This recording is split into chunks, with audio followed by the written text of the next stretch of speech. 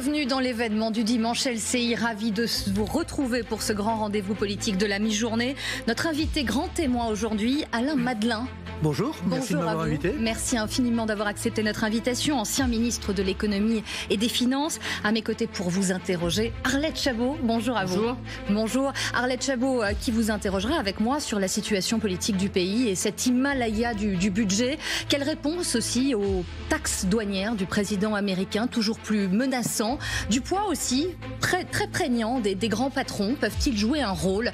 On verra les dernières déclarations d'un certain Michel-Édouard Leclerc. Mais d'abord, et parce que c'est aussi l'actualité joyeuse, mais il y a aussi eu des dégradations. Cette finale de la Ligue des Champions, le PSG vainqueur, vous l'avez évidemment vécu sur nos antennes. Et dans quelques minutes, c'est le préfet de police de Paris, Laurent Nunez, qui doit prendre la parole, faire un point évidemment sur ce qu'il s'est passé, déroulé hier soir dans les rues de Paris. On est à près de 490 interpellations, de très nombreuses gardes à vue et puis aussi des situations dramatiques. 2 morts à déplorer sur le territoire, un à Dax, un à Paris, dans les rues de la capitale. Un scooter s'est fait renverser. On apprend également qu'un policier est en état de coma artificiel après avoir reçu un jet de fumigène. Ça, c'est dans la Manche. Le préfet de police qui va donc faire un point sur la situation. Alors, évidemment, vous le savez, édition spéciale à venir dans l'après-midi. Les joueurs du PSG vont parader sur les Champs-Élysées. Édition spéciale avec un dispositif, là aussi, policier exceptionnel. Alors, Madelin, nous avons envie aussi de vous entendre sur ce qui s'est passé hier soir. Ces messages publiés notamment sur les réseaux sociaux du ministre de l'Intérieur qui parle de barbares qui sont venus dans les rues de Paris uniquement pour casser un tweet publié à seulement 22h38. La temporalité a aussi son importance. Le match n'était même pas terminé. Est-ce que vous validez finalement en quelque sorte la stratégie de Bruno Retailleau quant à ses commentaires et ses mots? Écoutez, ce n'est pas nouveau. Oui. Il faut s'interroger sur les causes profondes. Et on sait que les remèdes seront longs, très longs. C'est-à-dire que ce sont des problèmes, au fond, de perte totale de civilité et d'une microculture violente qui s'est installée dans certains quartiers et qui fait tache d'huile. Alors tout ça, ça nécessite des tas de remèdes, sur, au fond, ce qui encadre la société, à commencer par l'école, par les services publics, par le logement. Ça ne vient pas de rien, tout ça. Et puis aussi, bien évidemment, par le fait de savoir sanctionner les mineurs à la première infraction. Parce qu'effectivement, sur les images, vous avez raison, on voit et on constate une très grande jeunesse. En n'oubliant pas qu'ils sont des enfants. Ouais. Et ceci passe par un plan, j'allais dire hors sec, par un plan Notre-Dame, pour créer le plus rapidement possible des places dans des centres fermés, j'ose pas dire des prisons, mais dans des centres fermés, de façon à ce qu'ils sentent la sanction tout de suite, et pas 8 mois après. Et d'ailleurs, les sanctions 8 mois après, ce sont des sanctions, je dirais, presque théoriques. Ce sont des peines de substitution. Donc ceci n'a aucun effet sur le fait pour un jeune de sentir que ce qu'il a fait est sanctionné. Donc c'est ça qu'il faut le faire. J'espère que Darmanin est en train de le faire. Et on peut le faire avec l'aide du privé, d'ailleurs. C'est le secteur privé qui saura le plus facilement répondre à un besoin urgent, trouver les accords avec les mairies, trouver les locaux, les construire, etc. etc. Vous appelez au privé parce que vous pensez que l'État n'est pas aujourd'hui en capacité, vu l'état de ses finances publiques? Écoutez, si on le savait, il a eu des années pour le faire, des décennies même. Donc je crois qu'aujourd'hui, dans un plan hors sec, pour construire des centres pour mineurs, en n'oubliant pas qu'ils sont des mineurs et donc qu'ils ont besoin de retrouver des repères. Il se trouve que, mais c'est une autre histoire, dans une autre vie, j'ai accompagné des centres fermés comme ça, et d'expérience, si vous voulez, même pour des cas extrêmement durs, on sait qu'on peut remettre des mineurs dans le droit chemin. Arlette Chabot. Mais autrefois, on dénonçait des violences commises par des supporters trop malheureux ou trop heureux. Là, on relie, et vous semblez relier, en fait, toutes les violences. Que ce soit, par exemple, on peut dire des attaques au couteau par de jeunes mineurs et qui blessent ou tuent même d'autres mineurs comme eux. Là, il y a des violences, effectivement, hier, on le voit, des attaques souvent aussi contre des policiers, des refus d'obtempérer. Donc tout ça fait un tout et qui montre aujourd'hui une France qui est particulièrement touchée par la violence. plus oui, que d'autres. C'est pas de nouvelle, hein. Non, Évidemment.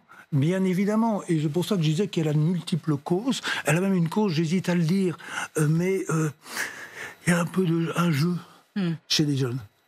On joue au chat et la souris avec la police, on se laisse aller.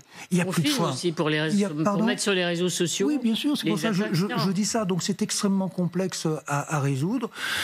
Et ceci ne se fera pas en 6 mois. Hein. Donc c'est un plan de long terme. Et je dirais que ce serait d'autant mieux un plan de long terme s'il pouvait être accepté multipartisan. Je rêve peut-être en disant cela, mais ce serait la bonne solution, bien sûr. Oui, vous rêvez sans doute peut-être, pardonnez-moi pour cette relance. Mais quand on entend Bruno Retailleau parler de barbares, et c'est pas la première fois qu'il utilise ces termes, quand on voit les images dans les rues de Paris, les Champs-Élysées, quand on voit l'immédiate réaction aussi d'un Jordan Bardella qui dit, lui, que le ministre de l'Intérieur devra s'expliquer de ce fiasco. Ce sont les mots qu'il utilise, que Paris est livré aux émeutiers, que la soirée a été manifestement sous-estimée. Et dans le même temps, un député de la France Insoumise qui dit aujourd'hui que c'est Bruno Retailleau qui a organisé le chaos parce qu'il y a eu trop de gaz lacrymogène, notamment délivré par les forces de l'ordre. Le barbare, c'est lui. C'est vrai que quand vous appelez à un rassemblement des forces politiques, ça paraît de la science-fiction.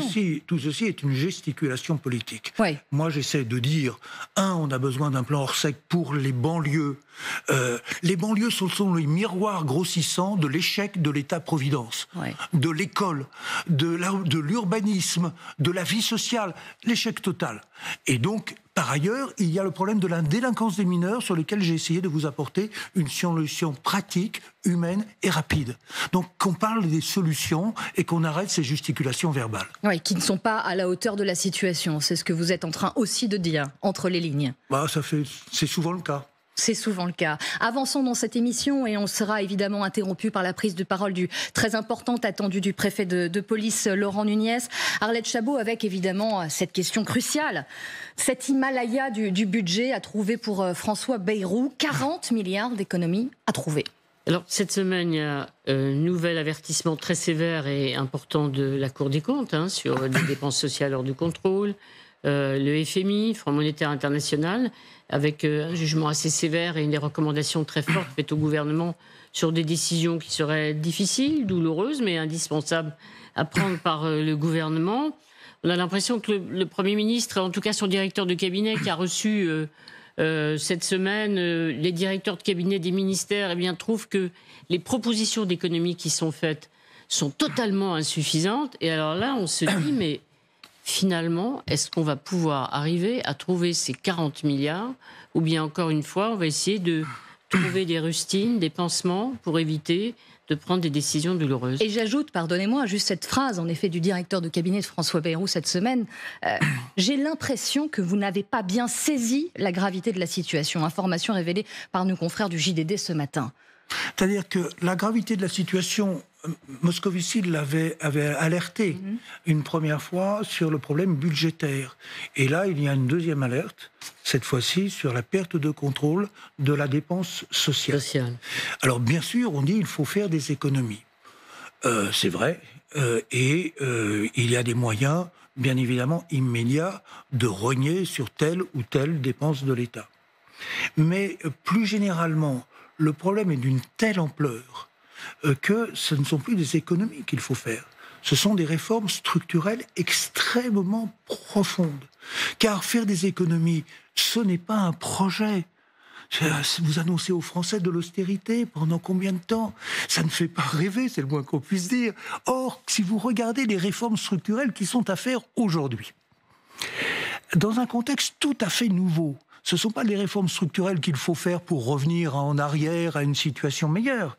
Ce sont des réformes structurelles qu'il faut faire parce que l'avenir est là, un avenir qui fait souvent peur, mais aussi un avenir fantastique, qui va créer des opportunités, on dirait même une société d'abondance pour certains, cet avenir qui est en train d'être façonné par une révolution scientifique et technologique qui est un véritable tsunami sur nos sociétés.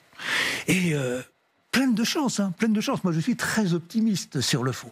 Mais il faut savoir apporter les bonnes réponses. Ce qu'il faut dire que les réformes structurelles ne doivent pas être façonnées pour revenir en arrière, à ce qu'il aurait fallu faire. Elles doivent être aussi façonnées pour déverrouiller le futur et s'adapter à ce futur qui tape très fort à notre porte aujourd'hui. Mais vous parliez de la Cour des comptes, il y a aussi le Fonds monétaire international. Il dit, concernant la France, que des efforts budgétaires supplémentaires significatifs seront cruciaux, ce qui nécessitera des mesures décisives, des décisions difficiles. Vous dites, on entend là les sangs et les larmes, très clairement. Alors ça ne fait pas un projet politique, mais il va falloir prendre ces mesures à un moment donné. Ramenons les choses à leur dimension. On roule à 107 km/h, et il faut revenir à 100 km/h. Bon, c'est difficile, mais ce n'est pas une tâche impossible. Moi, je vais vous dire autre chose. Il ne faut pas revenir à 100 km/h. Il faut faire des réformes très profondes. Nous vivons en réalité une période de mutation. Nous sommes passés de la société agricole, 4000 années, à la société industrielle, et nous sommes en train de passer à la société globale de la connaissance numérisée. C'est un fantastique changement. Et donc, ceci appelle des réformes, d'abord de penser le futur, de savoir le penser. Quand je pense que notre ministre de l'Éducation nationale... Vous en perdez votre micro, on sent que le sujet... Notre ministre de l'Éducation nationale nous a dit il faut que les enfants, dès la maternelle, commencent à imaginer leur futur. Mais non. Elisabeth Borne, oui. Effectivement. Parlons de l'orientation des écoliers. Écoutez, il faut que les politiques et que Madame Elisabeth Borne commence, elle, à imaginer ce que sera l'avenir dans 20 ans. Ils n'en ont aucune idée, aucune idée. Et la révolution, elle est là. Donc nous vivons une période de mutation fantastique. Et dans de telles périodes de mutation, les choses sont très simples. Ou les élites savent guider la mutation, ou le peuple change d'élite. Et comme le disait Gramsci, dans l'entre-deux de ce monde du vieux monde qui meurt et de le nouveau monde qui tarde à apparaître, c'est là que naissent les monstres. C'est là exactement où nous en sommes. On en est là, on n'est pas déjà passé à la prochaine étape. Si les élites, si les gens ne savent pas penser le futur et conduire vers ce futur, faire les réformes structurelles, alors il y aura un moment populiste avec des monstres. On n'y est pas déjà. On n'y est pas déjà. Il y a des monstres qui apparaissent. On n'est pas loin. Et donc l'échéance de 2027 qui va décider de cela, ce sera l'enjeu. Ce ne sera pas seulement de revenir en arrière pour trouver le bon budget. Ce sera de refaçonner l'État et la société pour déverrouiller ce futur. C'est ça l'enjeu. Ça veut dire qu'il faut revoir le système social. Ça ne veut pas dire réduire les dépenses, peut-être à court terme, mais ça veut dire qu'il faut repenser tout le modèle social français. Bien sûr, c'est pas évident ça quand même. Et comment on fait Parce qu'il est bien installé, notre système social, on en est fiers. On disait même que c'était quand même, oui, justement, une des fiertés françaises, une des marques identitaires de la France. Aujourd'hui, il n'a plus le sou. Il a perdu même de son autorité morale et on voit de plus en plus son inefficacité sociale. Et pendant ce temps-là, vous avez des événements qui sont considérables, qui vont refaçonner le futur du social. La longévité. Quelle sera la longévité dans 10 ans, dans 20 ans ? On vit de plus en plus vieux et en bonne santé. Oui, mais ça va s'accélérer. Ça va s'accélérer. Quel sera le travail dans 20 ans ? Quels seront les moyens de soigner dans 20 ans ? Les nouveaux médicaments ? La génétique qui va s'attaquer à des maladies profondes. Mais c'est un bouleversement qui est là devant nous. Donc, si vous ne prenez pas ça en compte, il ne s'agit pas de réformer la sécurité sociale pour que le petit budget tienne aujourd'hui. Il s'agit de penser cette mutation et d'imaginer les réformes. Alors, si on imagine les réformes, nous sommes vraiment sur la mauvaise voie. La mauvaise voie, c'est l'étatisation progressive de notre sécurité sociale qui ne cesse de s'enfondrer vers une économie administrée. C'est le budget. Ce sont les députés qui décident du budget. Erreur complètement stupide en 1996, comme si les députés savaient voter un budget en équilibre. C'est impossible, vous dites, c'est une tradition française. L'ONDAM, c'est-à-dire la règle pour maîtriser les dépenses de santé, c'est une règle administrative. Et d'ailleurs, dans le système de santé... Il est passé tous les ans, en plus. elle explose. Bien évidemment. C'est un système qui a besoin de passer en économie. Tenez, vous avez eu un excellent rapport, vous l'avez sûrement vu, du patron de la PHP. La PHP, c'est la santé dans la région parisienne, qui a dit, mais au fond, on ne peut pas continuer comme ça. Et qu'est-ce qu'il explique? C'est qu'il faudrait faire la vérité sur les coûts, en réalité, des médicaments et de l'hôpital. Il faudrait, pour cela, dit-il, trouver... enfin, ce qu'il dit en 2 mots, je le traduis à ma façon. Ce qu'il dit, c'est il faut passer à la concurrence à l'intérieur du système de santé pour établir un vrai coût et une vraie qualité, un vrai rapport qualité-prix. À la concurrence, donc au privé aussi, c'est ça qu'on comprend? Vous pouvez imaginer, à mon avis, ce sera un jour une grande part de privé, mais vous pouvez l'imaginer dans le système de la mutualité française, le système français, le système original auquel nous tenons, c'est ce qu'on a appelé le système bismarckien. En réalité, c'est un système qui a été inventé en Alsace-Moselle il y a bien longtemps par les mutuelles. Et que, quand Bismarck a conquis l'Alsace-Moselle, il a répercuté pour le mettre sur l'ensemble de l'Allemagne. Ce système-là, c'est un système qui vous dit, il y a le travail. Et au-delà du coût du travail, direct, du salaire net, il y a, au fond, ce que l'on a appelé longtemps le salaire différé. Le salaire différé, c'est, au fond, toute la prévoyance que vous faites pour le jour où vous serez à la retraite, pour le jour où vous serez au chômage, toutes les pour cotisations, le jour où vous serez malade. Et ceci appartient aux salariés. Et les salariés, entre eux, délèguent la responsabilité de la gestion aux partenaires sociaux. C'est ça le modèle français. La délégation de la gestion aux partenaires sociaux, ça ne marche pas si mal. On le voit par exemple aujourd'hui sur les retraites complémentaires. Mais depuis des décennies, et ça s'est aggravé avec Chirac, depuis des décennies, l'État n'a cessé de se mêler de la sécurité sociale. Il faut qu'il en sorte. Attendez, je termine d'un mot. Il faut que l'on clarifie ce qui relève de l'assurance, et qu'on laisse les caisses d'assurance s'organiser comme elles veulent, en pleine responsabilité. Et ce qui relève de la solidarité, et donc de l'impôt, et de l'État. Si vous ne faites pas cette distinction qu'on ne fait plus aujourd'hui, tellement le financement de la sécurité sociale est complexe, et tellement donc, s'il est complexe, il est déresponsabilisant. Donc l'avenir, c'est à une santé de citoyens responsables de leur santé, d'assurance et de mutuelles responsables également, et non pas vers un énième pas vers l'étatisation totale de ce système de santé, comme le réclament aujourd'hui d'ailleurs beaucoup de gens, à commencer par beaucoup de patrons. Et vous voyez les patrons qui demandent d'ailleurs, dans ce système de financement de la protection sociale, la TVA sociale, justement, la mise en place de cette TVA sociale. Ça vous fait sourire parce que d'ailleurs, vous avez réagi là-dessus sur cette semaine, vous avez été très, très, très critique. Mais ça revient de manière insistante dans la bouche du chef de l'État. François Bayrou est revenu cette semaine. Très mauvaise idée, dites-vous. C'était pas vous croyez, comme certains économistes, au risque récessif? Je l'ai vu apparaître plusieurs fois. Je l'ai vu apparaître avec l'idée que c'était le moyen de faire payer les produits importés. Complètement idiot. C'est pas le produit qui paye, c'est le consommateur qui va payer la TVA. Donc c'est le Français qui va payer. Comme d'ailleurs, si je regarde l'Amérique de Trump, qui dit on va faire payer les Chinois, etc. Non, c'est le consommateur américain qui va payer. On s'en rend compte aujourd'hui et tout le monde le dit. Je l'ai vu aussi pour lutter contre les délocalisations, comme si ça pouvait lutter. C'était la TVA sociale, entre guillemets, patriotique de Nicolas Sarkozy. Et puis on a vu depuis des décennies les patrons demander l'allègement de leurs charges sociales. Oui, disant qu'il y avait trop et que ça pesait sur les salaires et que ça permettrait finalement une solution pour les augmenter aussi. D'abord, premièrement, ça pesait sur les salaires et ça, en le sens que ça allégeait le coût du travail. On pourrait dire beaucoup de choses sur l'allègement du coût du travail. Est-ce que c'était une bonne idée? À mon avis, non. Pour une raison simple d'ailleurs, que l'on a réalisée après, c'est que ça crée un effet cliquet. Les allègements vont jusqu'à 1,6 SMIC, donc vous enfermez les salariés entre le SMIC et le 1,6 SMIC. Donc vous pensez par exemple qu'il faut revenir sur cette mesure, sur les allègements? C'est ce que l'on a appelé la smicardisation, mais la vie va se charger de revenir dessus. Mais d'accord. C'est-à-dire comment ça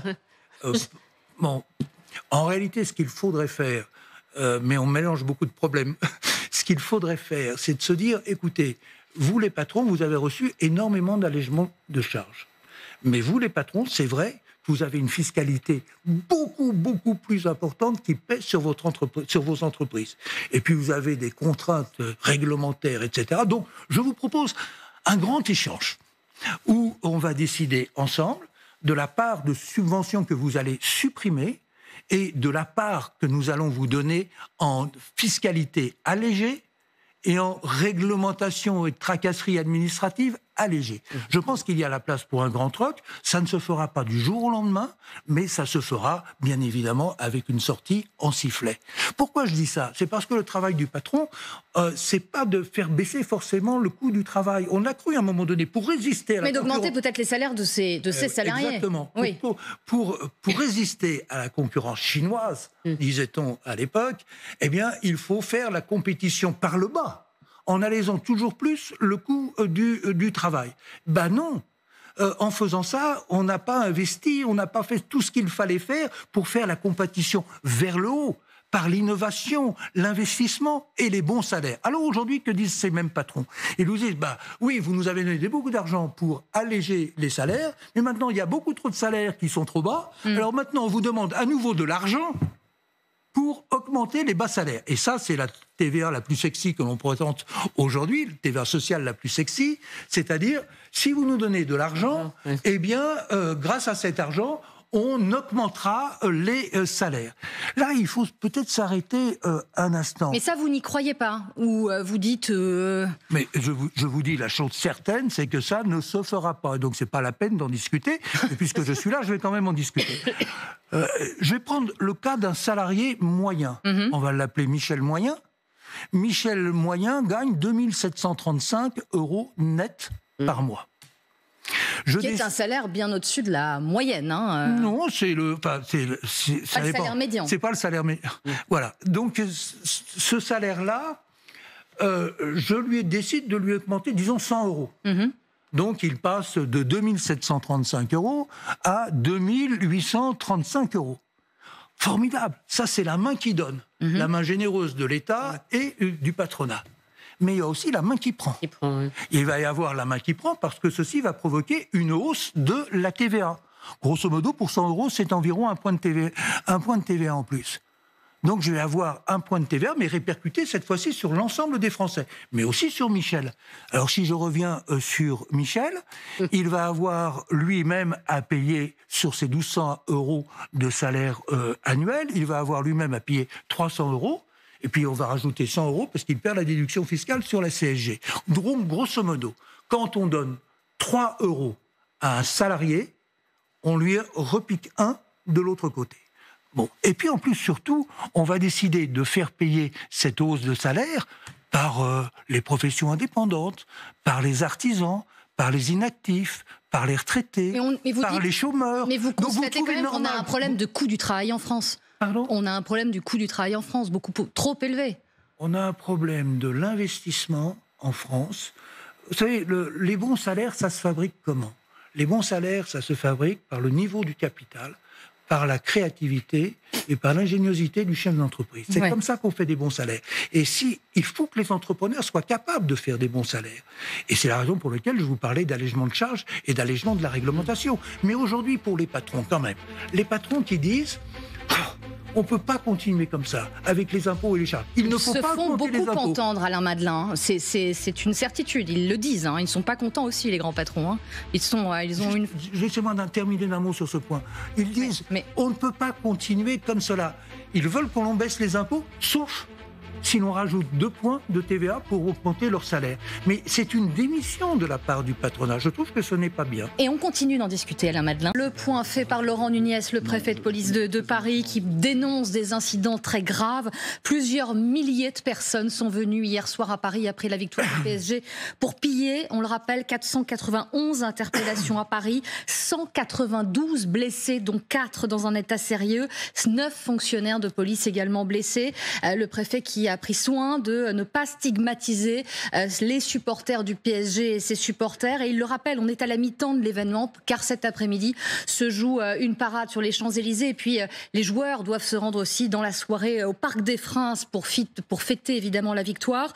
Ce n'est ni une réussite, dit-il, ni un échec. L'objectif était d'éviter les dégradations. Il y en a eu. Alain Madelin, qui a été très politique aussi, rapidement qu'il le dit. On ne cesse d'entendre des commentaires négatifs. Il y a eu un dispositif que j'assume et le dispositif était là. C'est ce que dit aujourd'hui le préfet de police. Il répond aussi aux commentaires, notamment de Jordan Bardella qu'on évoquait tout à l'heure. Il fait son travail. Il fait son travail. Et Bardella aussi. Et Bardella aussi, parce qu'on est aussi dans un jeu politique. C'est ça aussi que vous dénoncez et que vous décrivez. Très clairement dans le jeu des uns et des autres. Alain Madelin, continuons évidemment cette émission politique et évoquons à présent, Arlette Chabot, la politique américaine, politique douanière très agressive de Donald Trump. Si on fait le bilan, au cours des derniers mois, l'Union européenne a été frappée à 3 reprises par des droits de douane de l'administration américaine, 25% sur l'acier, prochainement 50% à partir de mercredi prochain, 25% sur l'auto, 20% sur les autres produits européens. Quelle doit être la réponse, Alain Madelin? Comment réagir? Est-ce que vous avez vu ce nouveau petit surnom sur Donald Trump d'ailleurs, Taco, celui qui se dégonfle toujours? Est-ce qu'il porte bien ce surnom selon vous? Je n'en sais rien, mais la guerre commerciale que nous livre Trump n'est pas tout à fait une guerre commerciale au sens traditionnel du terme. Elle répond à un certain nombre de fantasmes. À savoir que l'Europe a été créée pour entuber les États-Unis, comme il dit, que c'est totalement ridicule, que la TVA sociale serait un droit de douane. Donc on est dans une sorte de surréalisme économique. Et j'ai même l'impression souvent qu'il utilise au fond l'arme des droits de douane au service de bien d'autres choses que la politique commerciale. Vous pensez à quoi? C'est un moyen de chantage. Moyen de chantage. Moyen de chantage sur tel ou tel pays pour obtenir, qui ici, une lutte contre la drogue, qui ici, peut-être la reddition de tel ou tel pays dans telle ou telle situation. Non. Le vrai problème derrière cette guerre des droits de douane, je peux y revenir, le libre-échange, j'espère qu'on va le comprendre. On est tous gagnants. On est tous gagnants. Pourquoi? Parce que c'est la division du travail. Chacun se spécialise sur ce qu'il est le mieux capable de faire, pas les pays, mais les entreprises.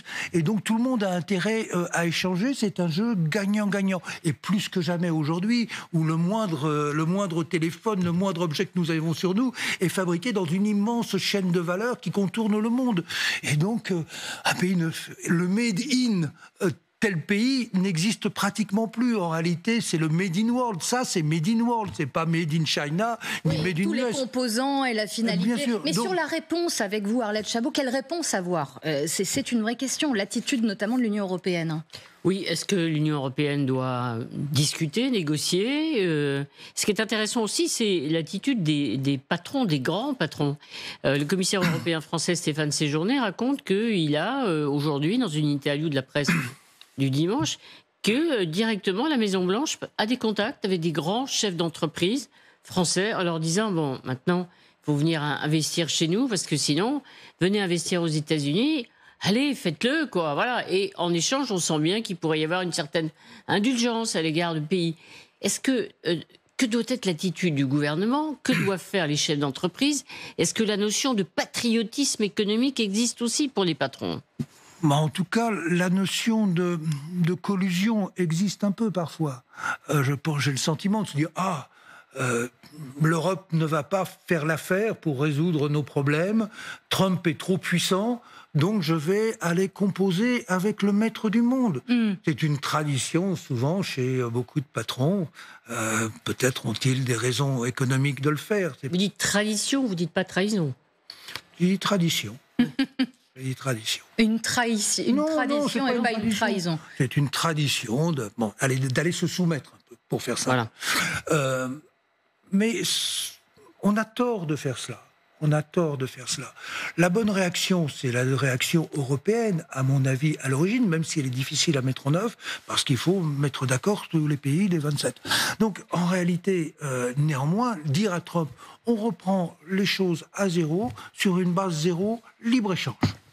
Et puis on regarde à ce moment-là. Mais quand vous voyez le personnage, c'est possible, franchement. Et quand vous entendez Arlette citer le commissaire européen, Stéphane Séjourné, dire « Je défends une Europe qui n'emmerde pas les Français, qui reprend finalement les codes quand même du vocable très populiste à la mode en ce moment. Est-ce que c'est la bonne méthode ? Je pense que Trump va réaliser 2 choses. La première, c'est que sa politique, elle frappe d'abord le consommateur américain. Les droits de douane élevés, c'est le consommateur américain qui paie.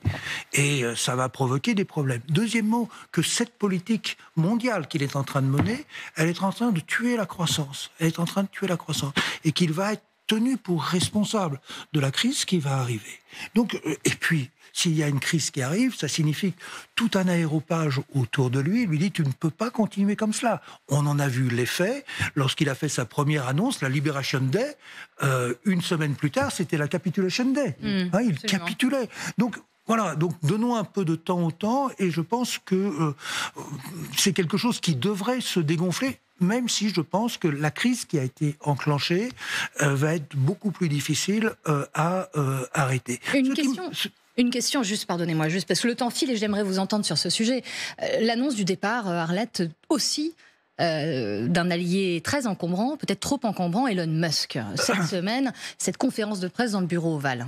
D'un allié très utile. Très utile. Très utile. Oui, parce qu'il a représenté la Silicon Valley, le futur dont je vous parlais tout à l'heure, cette nouvelle économie formidable qui est en train de... Et puis avec le populisme et le conservatisme. Donc ça a été très utile.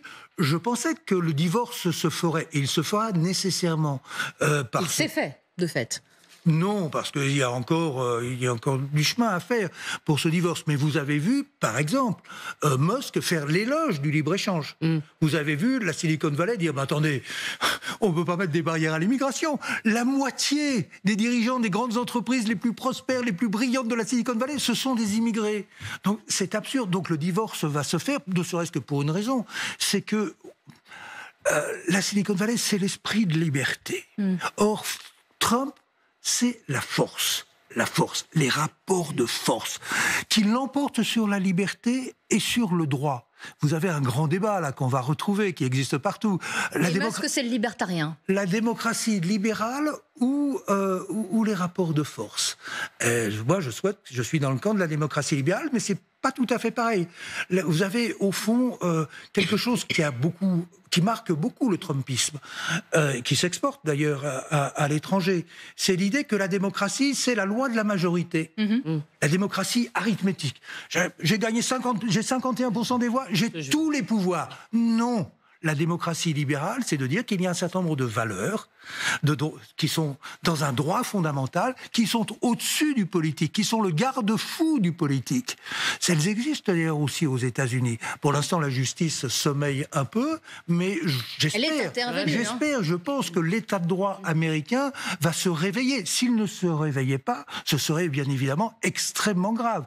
Et Trump aurait été le destructeur majeur de tout ce qui représente les valeurs de la démocratie et de l'Occident démocratique. Donc, voilà. Donc, on n'en est pas là, mais il faut ne pas céder, bien évidemment, à ce nouvel ordre mondial que veut imposer Trump, mais il n'est pas le seul, c'est aussi celui de Poutine et bien d'autres. C'est l'ordre mondial des rapports de force. Nous avions réussi à nous civiliser en disant non, au-dessus de la force des politiques, il y a des valeurs fondamentales que les politiques eux-mêmes se doivent de respecter. Et je pense que le nouveau monde qui vient, celui issu de la Silicon Valley, et d'ailleurs, il est obligé de s'insérer dans ce cadre-là. D'ailleurs, si vous observez, Arlette Chabot, toute une série de dirigeants de la Silicon Valley, certains sont contre la démocratie. Oui. Parce qu'ils sont contre la démocratie arithmétique, pas la démocratie des valeurs. Parce qu'ils disent, au fond, cette démocratie arithmétique qui est en train de nous mettre des freins à chaque fois qu'on fait un pas dans la direction du progrès, il faut la détruire, il faut s'emparer du pouvoir. Alain Madelin, je suis désolée, le temps file, mais vous, avec Arlette Chabot, peut-être une question plus politique. On était aux États-Unis, retour en France. Et peut-être cette question sur le macronisme, cette question est-il mort ou pas ? Oui, c'était une question qui est posée, ou une affirmation même, porte-parole du gouvernement, le président du Sénat. Le macronisme va se terminer à la fin du mandat, avec la fin du mandat d'Emmanuel Macron. Demain, c'est quoi ? C'est le retour aux droite-gauche, bien classique, que vous avez connu, pratiqué, ou c'est une droite républicaine dominée par, puisqu'on parlait de Donald Trump, des droites extrêmes ? Écoutez, je ne voudrais pas que ce soit le retour à la vieille gauche et à la vieille droite. Vous ne le souhaitez pas ?